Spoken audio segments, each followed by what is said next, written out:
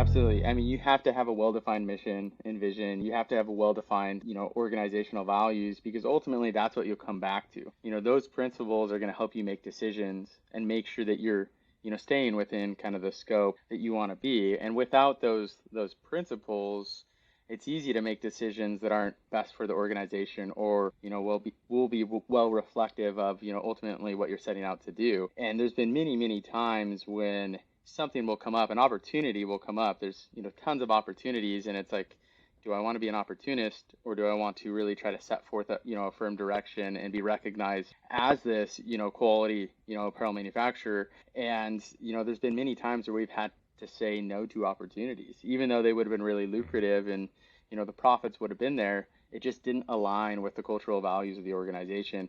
And I think that really helps us stay on track. And without those well-defined values, it's hard to make good decisions. And as long as everyone else is aligned with those values, we're all on the same page. How do you make a decision like that? And I'm assuming that it's not one that you're making in a silo by yourself, right? You're consulting with people at this point and talking about how to go through it. But what is like the thing that helps you most decide how to actually navigate that? Because money's on the table, Yeah, right? yeah, And you're a totally. business, so it's like, And it really depends on the opportunity, and then we bring in the stakeholders that are a part of it. Recently, we had a big opportunity with an organization, and we brought in our COO and our director of supply chain. At the end of the day, you want to give autonomy to the people that are working within those specific roles. So you kind of open up that playbook again, and it's like, okay, yeah, this is what we stand for. Do you think this aligns?